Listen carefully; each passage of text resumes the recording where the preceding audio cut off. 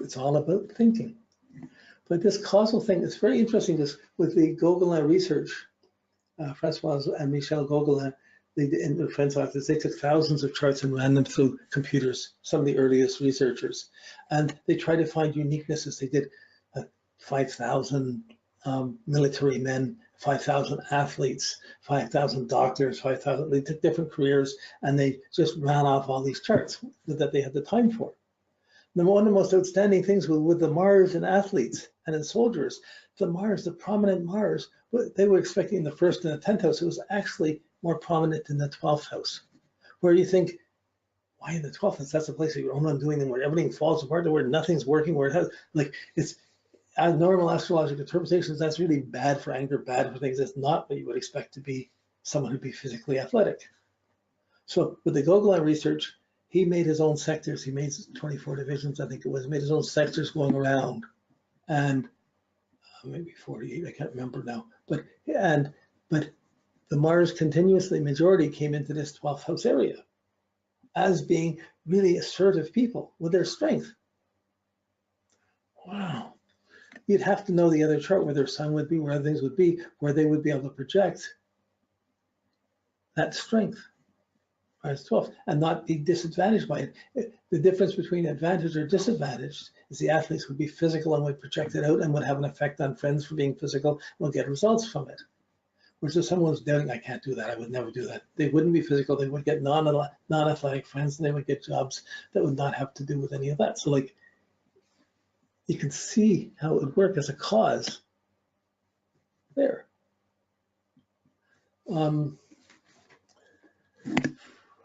Yeah, so this is, we can spend a lot of time, I just want to go around this one. So, but this cause, the effect on what friends you have, what enemies you have, where you belong, where you don't, on your peer pressure. I don't have these clothes to wear, how could I ever fit in? You go in thinking, I don't have the name brand stuff at school. The kids tease me because I don't have the right clothes, and I get the result, I'm not fitting in, I'm not studying well, I'm being picked on, even by the teacher. Well, cause, effect, result. So once you have your status, you have a job, you have a status, you're a good guy in the class, your teacher's pet, you're the bad guy in the class, you never got anything done, you come from good parents, bad parents, you have status, you have a job. Okay, having a job impresses your understanding. I got this job, I should keep this, it's paying me, I'm doing things, I can take care of all my other things because I have that. It's an understanding of the 9th house of your position. If you don't have a job, if you never fit in, if you never get a break, I'll never get a job. You have a misunderstanding of your position. You might have a clear understanding of your position, but if the position is bad, the social integrity and the social motivation is bad or difficult, it's going to have to create a difficult understanding. How come other people get it when I don't? How come somebody else gets a job other than me? I didn't get my job. How come in Canada we see it in a certain way? There's a lot of immigrations. I always think it's adding to the country, doing great things, but some people say, well, the immigrants are coming and taking all the jobs. Really what it's saying, I haven't got a job, I haven't dealt with it, other people coming in and dealing with it. Oh my goodness, that's not, how can that be? It creates all sorts of causes and religious beliefs or understandings that has an effect on how money and resources are used. So you see the political effects, how money is used, what people should or shouldn't do, how it should be used, and this effect on resources. This also has a causal effect on the type of people you're going to meet and how you use your joint resources. And it ends up being the type of relationships you have.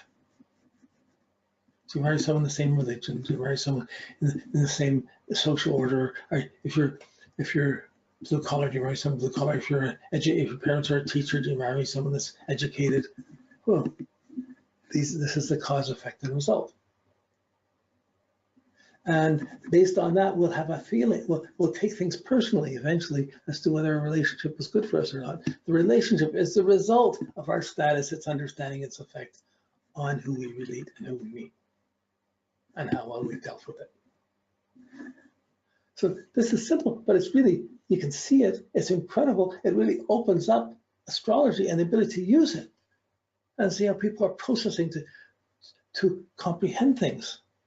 How come it's been interpreted mostly the other way? It's just the popularity of having worked with just house charts and reading everything into the houses and getting used to the numbers. How it got there, who knows? Let's just say the most enlightened people aren't writing books. They teach the people around them. The people who are talking the most know the least. Here I am talking so much. Okay, I know the least. Okay, but I'm presenting this. So, but for years, books, the people that got published, just because someone published a book and made themselves famous as an astrologer doesn't mean they were being famous for something good or knowledgeable. It was just something that they were presenting. There's a book on any kind of astrology technique. And there's always a certain number of followers that will believe it. And they probably can find meaning and work within it. But there's a difference between, like having a car. If you got the oil change and it's well tuned and you just drive the car, you know it's going to start, no problem. If you haven't oiled it, you've got cheap gas, it's you haven't fixed it up, you're going to have trouble relying on the car. There's a difference. Who's responsible? I can't afford to fix it. Should I have the car? But like all these things, what's your status? So much things about these social functional realities. Then depending on how that works or doesn't work, what your relationships results of your relationships are on a day, on a month, on a lifetime level, you have your feelings of how you could relate or didn't, why people relate to you, why you didn't. I got Pisces here. I got tons of stuff. I got 3 divorces. I got all sorts of complexes to reflect on. Well, how come this went this way or this went that way? And my Virgo rising always trying to protect me. I'm going to do this. I'm going to. There's the other blind spot where I put things out really smartly, but I take things in really emotionally. Then it becomes personal. But that reaction to people, how we react to people, is a causal effect. It affects how we have to make adjustments. I mean, I have to adjust. I mean, I have to make a change. I have to do this. How other people are influencing you and your ability to adjust. So that's why the 6th house is the house of discipleship, of adjusting to a higher teacher, adjusting to a better way. Of adjusting is taking the impression, no, I'm not doing good enough. I got to improve this. I got to improve this. But it's also the house of health, sickness, service, skills. So it's having skills that is the result. It's the cause of being rejected or not rejected, of fitting in, of knowing people need it and wanting to belong and not wanting to belong, and feeling what you have to do to be able to match that other side. How to get it together, to work at something that maybe if you start being caused, if you get good feedback, boy, it's going to affect what you're going to try and do. And as you get the cause of good reactions, it'll have an effect on your own performance, creative things you might find work that you like. 6th to 5th house, skills that you enjoy. Wow, imagine that. I'll never get something I enjoy. If you already have, so I better just take this and it can diminish your creative expression and your feelings about yourself. Same way in relationships. If you're getting along, if something's going wrong and you're not responding to the other person, you're going to have a cause that's messing up your ability to relate or be sharing properly. And you're going into your moods about it. She's being out too much, he's being out too much. No one's calling, one person jealous, one person not.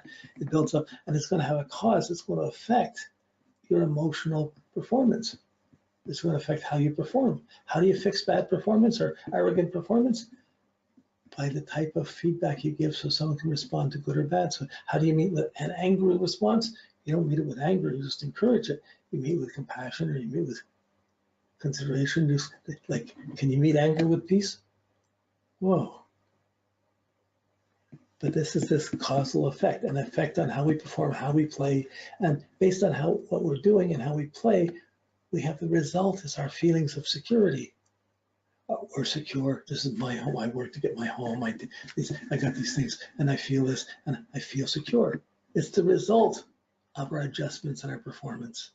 And in that being our result, that result affects our motivation as we go to sleep exhausted or not exhausted or sleeping. We bring these, if we've resolved them, if we work to resolve our reactions and fix these things, we get a way of finding an emotional way of performing to do things better. And we've get the result of having resolved the thing before we have to go to sleep.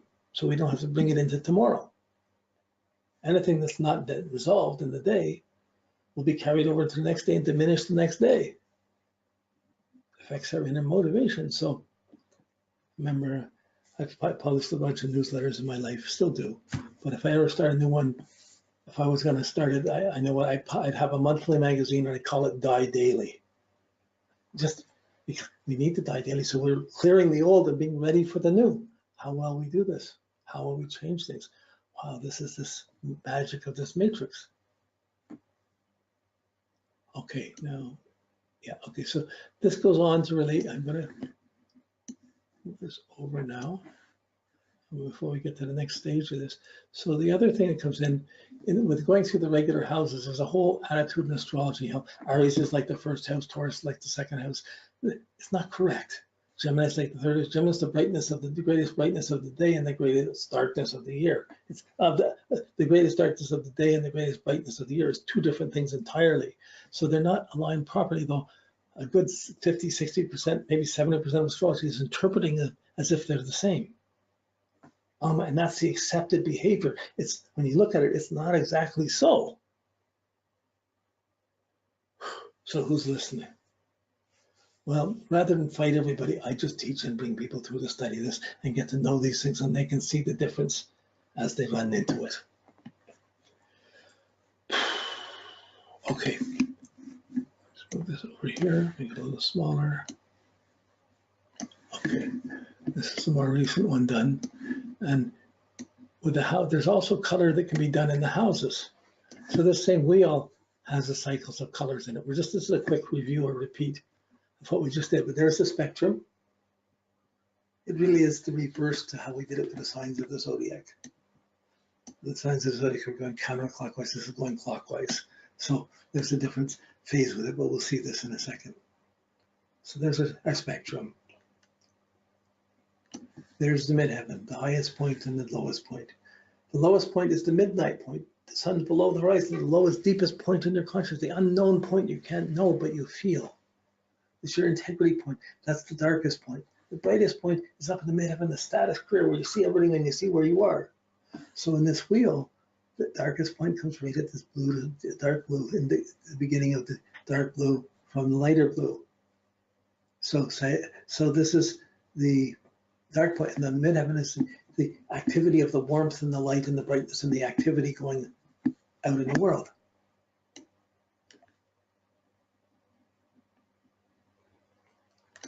So then you have the rising half and the setting half. The rising half is going from dark blue. I cleared everything. I forgot one R. There's always one mistake somewhere. If I'm lucky. Making mistakes isn't a problem. That's easy. Finding them and fixing them, that's another thing. So,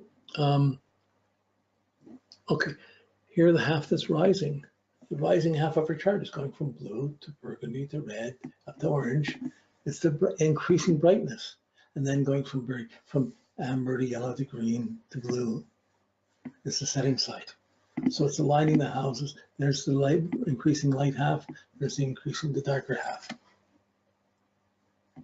Okay, it's a little bit puzzling with yellow being where it is, but orange is actually the extreme of the brightness increasing, and then the amber and the amber and the yellow is a diminishing factor of the orange. It starts coming down, and yeah. So, okay, then you have above and below, and here you can see above and below clearly. There's the bright colors above. There's the dark colors below. So I feel it's important to understand the color relationship. This is different than the signs. Colors are working in a clockwise way, and the signs went the other way around. So you have to go back to check that, but I just wanted to show you this correspondences. Just makes these things come a little bit more alive.